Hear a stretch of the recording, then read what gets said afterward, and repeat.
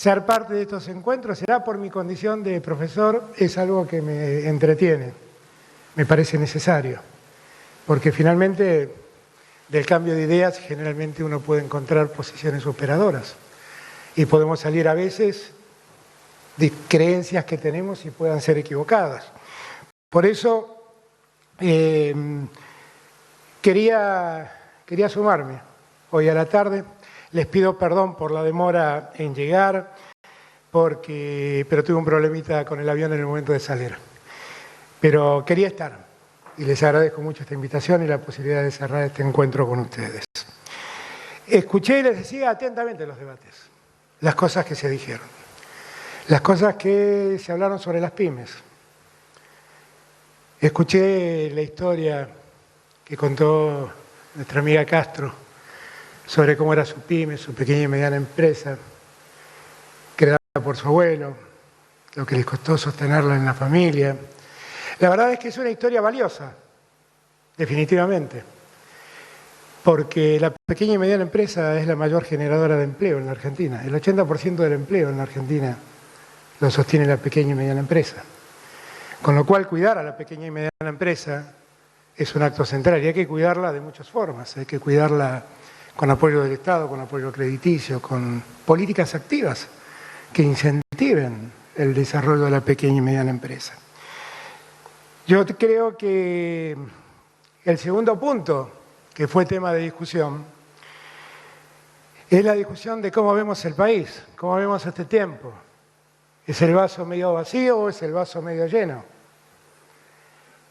Y yo quiero confesarles que entiendo que venimos de un tiempo muy difícil. Todos hemos pasado el tiempo tan complejo de la pandemia, que ha sido complejo para cualquier habitante de este mundo, también para los empresarios que vieron frenar las economías en todos los lugares del mundo.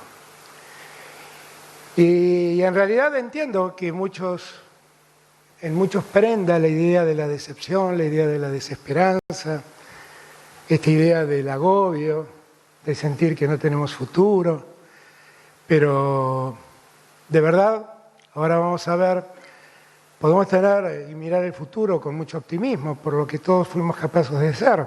Y además hacerlo de otro modo, que fue también debate de este coloquio. Hacerlo de un modo que nos permita mirarnos a los ojos, discutir y llevar a la práctica el ceder para crecer, que cada uno ceda su parte. Después haré alguna reflexión sobre ese título. Pero animarnos a discutir, animarnos a debatir, animarnos a escuchar al otro y hacer lo que a cada uno le toca hacer, puede ser el camino que nos permita alcanzar un mejor futuro.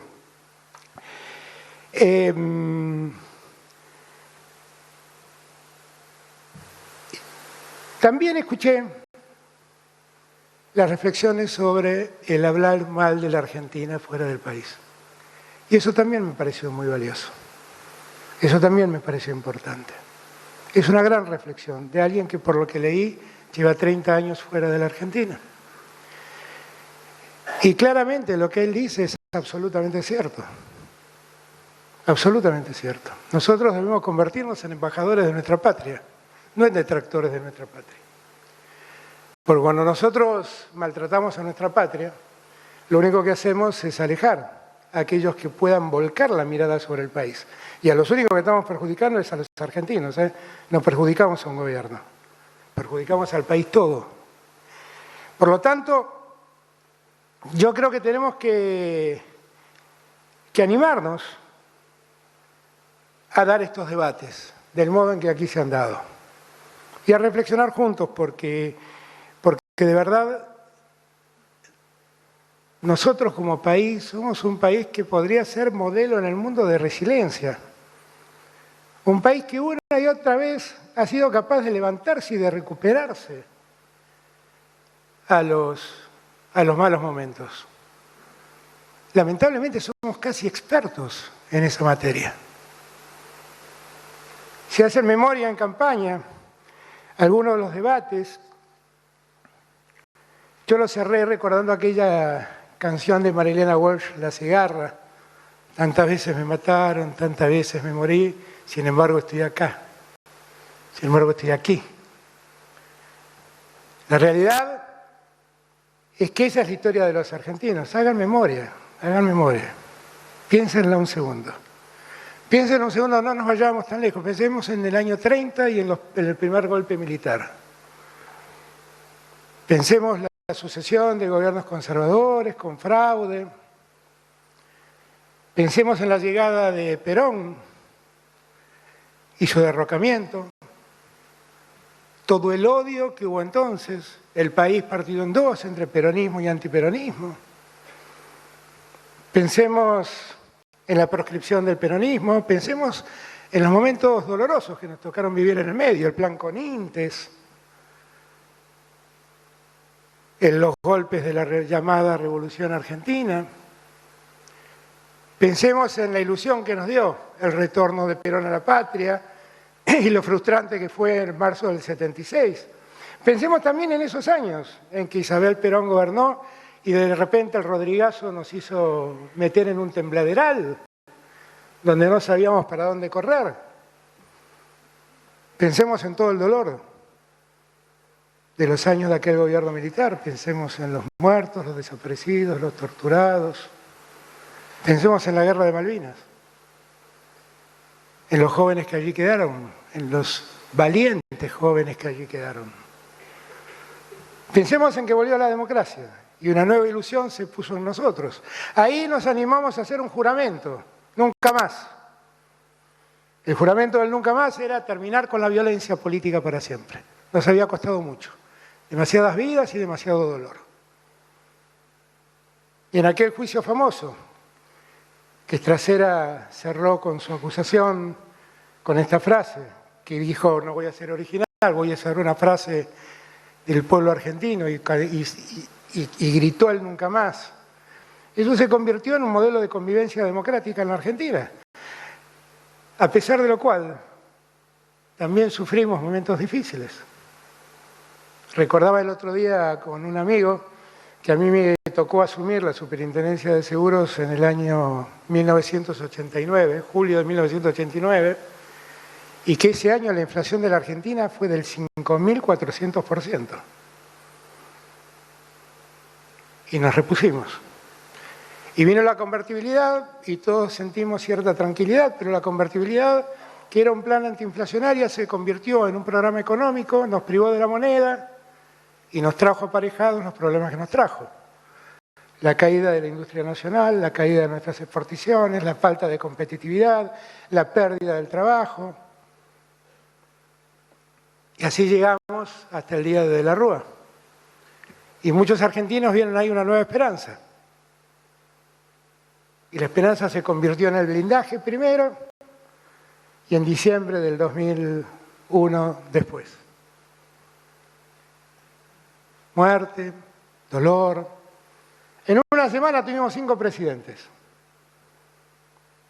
Después llegó Duhalde y llevó adelante una transición muy difícil. Es el fin de la convertibilidad, una enorme devaluación, poner en orden las cuentas fiscales.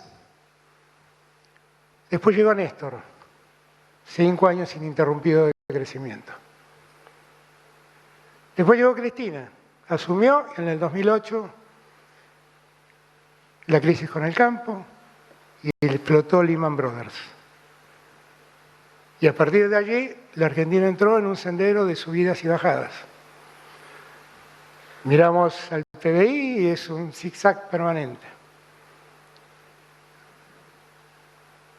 Fue un tiempo donde preservamos la institucionalidad, la democracia, crecimos también. Empezó a desarrollarse un proceso inflacionario lentamente. Votaron los argentinos al gobierno de Mauricio Macri seguramente con una nueva ilusión, que con el correr del tiempo se convirtió en una gran desilusión, y de vuelta los argentinos estuvimos enfrentados a enormes deudas que no teníamos y a una economía absolutamente distorsionada en la inflación. Yo asumí en diciembre del 2019 con un país con 54% de inflación. Digo todo esto porque los argentinos, de cada uno de esos malos momentos que nos tocó pasar en democracia y en dictadura, siempre nos repusimos. Y yo estoy seguro que esta vez nos vamos a reponer nuevamente. Y por eso, para que entendamos de qué les estoy hablando, los invito, no a que me escuchen, sino a que miremos algunos números. Y que veamos que en verdad podríamos ser optimistas y ver el vaso medio lleno, en lugar de ver el vaso medio vacío. Me dijeron que con este aparatito pasaré las imágenes. No sé a dónde tengo que apuntar el aparatito, pero lo intento. A ver, ahí está. Miremos la reactivación de la economía. Fíjense ustedes cuál era la situación después de la caída en el momento más profundo. Marzo del 2020, plena pandemia, cómo nos caímos. Y fíjense cuál es la recuperación. El nivel de actividad económica fue del 7,4% mayor al promedio de 2019, en junio del 2022. Este es nuestro primer semestre. Miren ustedes la levantada y la recuperación de la actividad económica. Si este dato no le quisieran preguntarse el porqué de semejante crecimiento, me animé a buscar algunas actividades que explicaran, son muchos, que explicaran el porqué de este crecimiento. Entonces, por ejemplo, me encontré que entre agosto del 2022, en relación a agosto del 2021, la construcción creció el 7,3%. Y me encontré que tenemos récord de producción de gas, en función del plan Gas 4 que nosotros impulsamos, creció el 18%. Y el petróleo creció el 52%, la producción de año a año. Por ahí no nos dimos cuenta, pero con ese nivel de crecimiento de la actividad económica nunca vimos restringida nuestra energía. Y hemos vivido en este tiempo los 2 mayores días de mayor demanda de energía, de gas y de electricidad de la Argentina. No salió en ningún diario, pero lo sobrepasamos y pudimos seguir adelante. La industria automotriz, Daniel es un ejemplo, 88,5% en septiembre de 2022 respecto al mismo mes del 2019. El crecimiento interanual de las exportaciones, Hoy en día las exportaciones han llegado a mitad de año, estoy hablando a fines de junio, a casi 60.000 millones de dólares. Vamos a terminar el año exportando alrededor de 90.000 millones de dólares, contabilizando las exportaciones tal como las contabilizamos siempre, sin contabilizar los servicios. Porque ahora, como consecuencia de la economía del conocimiento, tenemos otra fuente exportadora, que son los servicios de la economía del conocimiento. Si sumamos ambos, vamos a terminar exportando este año casi 100.000 millones de dólares. Récord en la historia argentina. Récord. No hay ningún dato parecido a este. Miren, la industria nacional. La industria se encuentra en los mayores niveles de producción de los últimos 6 años. En el 2022, 111 puntos. Estamos superando al año 2017. Y acá estamos contabilizando 6 meses solos, ¿eh? No estamos proyectando todo el año. ¿No les parece que son datos elocuentes como para pensar que el vaso está medio lleno? Como dicen los vendedores ambulantes, por si esto no alcanzara, les ofrezco más. Recuperación de la industria nacional. La industria lleva 27 meses consecutivos creando empleo registrado y supera en casi 100.000 puestos, 92.000, los puestos de trabajo que existían en diciembre del 2019. Yo solo quiero recordarles, llevamos 3 años de gobierno, 2 de los cuales fueron pandemia. Y estos son los datos. Son todos datos oficiales, les aclaro, datos públicos. Creación de puestos de trabajo. Dense cuenta, hemos creado desde julio del 2020 más de 1.300.000 nuevos puestos de trabajo, de los cuales 400.000 son empleos formales. Ahí tienen el dato, miren la curva. ¿Vieron que todas las curvas van para arriba? ¿Se dieron cuenta de ese dato? Todas las curvas van para arriba. ¿Por qué pensar que el vaso está medio vacío? Un dato que por ahí nadie tuvo en cuenta. En el segundo trimestre del 2022, es decir, la primera mitad de este año, la tasa de inversión fue del 22,3%. Es la tasa más alta de los últimos 29 años. Yo les agradezco a todos porque han invertido los empresarios. Ustedes hicieron ese número, no lo hice yo, ¿eh? Ustedes lo hicieron. ¿Y por qué invierten? ¿Porque dudan? ¿Porque ven el vaso vacío? Invierten porque vieron todas las curvas anteriores, simplemente por eso. Este va a ser el resultado proyectado desde el 2021 en adelante. 3 años consecutivos de crecimiento. Yo les confieso, creo que en el año 2022 vamos a crecer un poco más de 4 puntos. Vamos a estar más cerca de 5 que de 4. Y también creo que es muy posible que en el 2023 crezcamos algo más de 2 puntos. Ahí me quedé con lo que tenemos presupuestado nosotros, o proyectado en el presupuesto, y lo que son datos del Banco Mundial y del Fondo Monetario. Ahora, ¿esto qué significa? Esto significa, miren, que desde el año 2007 la Argentina no tenía 3 años consecutivos de crecimiento del PBI. Esto significa. Cuando uno termina de revisar todo esto, la verdad uno tiene que pensar, ¿por qué estamos peleándonos tanto? Está claro, hay un problema muy serio, el problema de la inflación. Tenemos que combatirlo, es un problema enorme. Es un problema que viene de la Argentina de muchos años. No es un problema que se generó con nosotros. Por eso les recordé que asumí en diciembre del 2019 con 54 puntos de inflación. Y es un tema que debemos resolver, pero hoy supimos que la inflación viene paulatinamente descendiendo y tenemos que seguir trabajando para ese camino donde la inflación decrece, se consolide. Porque conteniendo la inflación vamos a generar mejores expectativas, pero por sobre todas las cosas vamos a poder garantizar una mejor distribución del ingreso. Vamos a poder garantizar que los salarios no se disuelvan, no se diluyan con la inflación. Vamos a poder garantizar una sociedad con mejores ingresos para los que trabajan. Y eso es tanto como decir una sociedad más igualitaria, y trabajar por una sociedad más igualitaria no es poca cosa, es muy necesario. Es mucho mejor trabajar en una sociedad igualitaria que trabajar en una sociedad donde las diferencias crecen, son mayores, generan desigualdad, generan enojo social.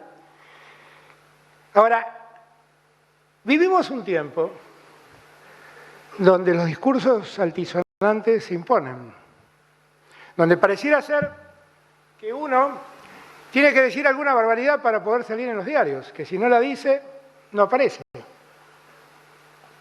Pareciera ser que el discurso nuevamente nos vuelve a enfrentar al viejo dilema que teníamos en el 2019. Otra vez una sociedad dividida en dos, una grieta que nos pone en veredas diferentes. Y algunos, muchos, dejan de ver esos datos que acabo de mostrarles. No los ven, no los atienden, no los perciben. Muchos los silencian, muchos cuidadosamente los callan estos datos, porque así es más fácil sembrar desazón. Nada hay más fácil que sembrar desesperanza. Nada hay más fácil. Yo soy un enemigo de eso. Lo hablamos siempre con Daniel. La verdad es que cuando nosotros vemos cómo evolucionan las cosas y la oportunidad que tiene Argentina de reconstruirse como país en un mundo que ha cambiado sustancialmente, nosotros no podemos perder esta oportunidad. La Argentina es una enorme productora de alimentos, es lo que el mundo demandará en el futuro. La Argentina tiene todas las formas energéticas que el mundo va a demandar. Es así. Tenemos gas en exceso de vaca muerta que podemos licuar y enviar a los lugares donde lo están necesitando. Tenemos hidrógeno verde en la Patagonia, tenemos un montón de litio en el norte, tenemos cobre allí en los Andes. ¿Cómo no nos damos cuenta de la oportunidad que tenemos por delante? ¿Cómo no nos damos cuenta de aprovechar este momento para animarnos a decir, dejemos de lado las discusiones estériles y dediquémonos a construir un país? Si tenemos una gran oportunidad para hacerlo. Ahora, ¿cómo se logra esto? Lo primero es sacar de la discusión los discursos altisonantes, muchas veces cargados de odio, muchas veces distorsionantes de la realidad. Y volver a hablar con franqueza, mirándonos a los ojos, diciéndonos las cosas que creemos. Para poder generar un diálogo, es necesario ceder. La palabra ceder es una palabra compleja, porque muchos sienten que ceder es lo mismo que perder. Si yo cedo, yo pierdo.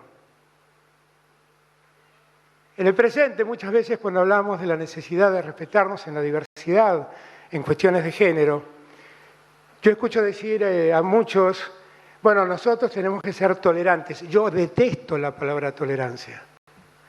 Porque uno tolera lo que les disgusta y la verdad lo que uno tiene que hacer es respetar la diversidad del otro. Eso es lo que tiene que hacer, respetarnos. A mí no me tiene que tolerar nadie, me tienen que respetar y yo no tengo que tolerar a nadie, yo tengo que respetar al que piensa distinto a mí. Ustedes son empresarios de este país. Yo los desafío. En este gobierno, ¿alguien les pidió el 1% de su patrimonio para que pueda haber un gobierno? En este gobierno, ¿alguien les pidió un centavo para hacer obra pública?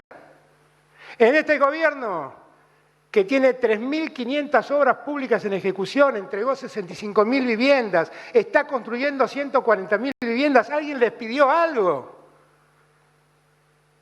para poder llevar adelante esas obras? ¿En este gobierno alguien los mandó a espiar?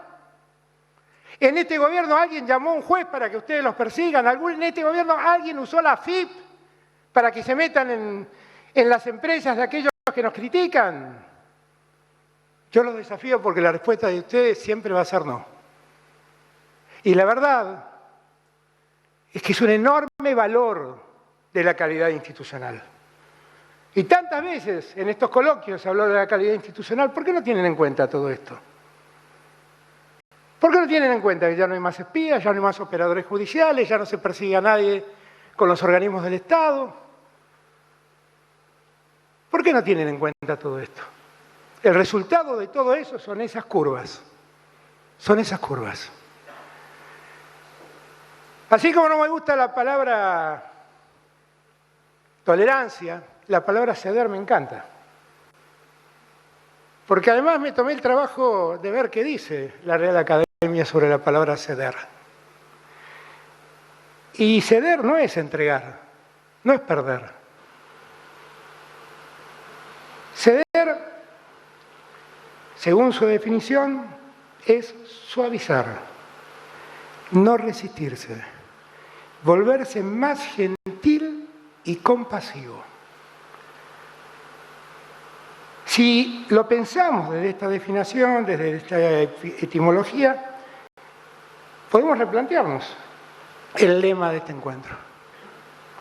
Ceder es ser más empático con el otro, simplemente. Ser capaz de ponerse en el lugar del otro y ver si juntos podemos encontrar un punto de coincidencia, un punto de acuerdo. Porque yo creo que en verdad todos debemos ceder. Todos debemos ceder.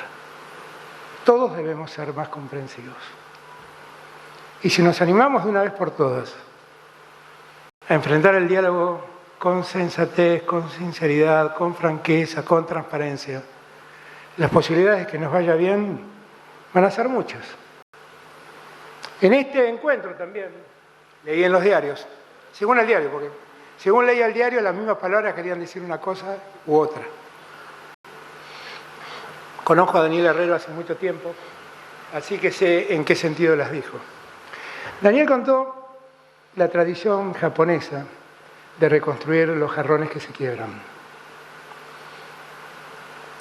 Contó, lo escuché, porque como no sabía muy bien a qué diario creerle, miré el YouTube, el video que ustedes subieron.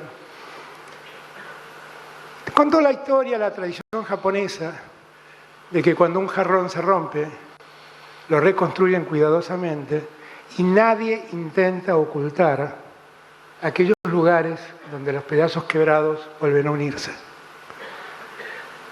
Y ese jarrón, esa pieza, adquiere más valor porque ha sobrevivido a un momento difícil, así como nosotros. Nosotros somos una sociedad y el tiempo que vivimos como sociedad que somos seguramente nos ha dejado cicatrices. Las cicatrices no hay que ocultarlas, hay que verlas. Y lo que tenemos que ser es lo suficientemente inteligentes para no volver a lastimarnos. No volver a lastimarnos. Para no volver a lastimarnos tenemos una oportunidad para que todos crezcamos juntos, unidos y en paz. Tenemos que dejar a un lado los intolerantes. A mí muchas veces me dicen, vos sos un débil, tenés que ser más fuerte, tenés que ser más corajudo. Y yo siempre digo, miren, no quiero ni la prepotencia de los soberbios, ni el coraje de los mercenarios. Yo sigo creyendo en el diálogo. Seré muy débil, debo ser re débil. Pero el que afrontó la deuda con el fondo se llama Alberto Fernández. El que afrontó la deuda con los acreedores privados se llama Alberto Fernández. El que afrontó la pandemia se llama Alberto Fernández.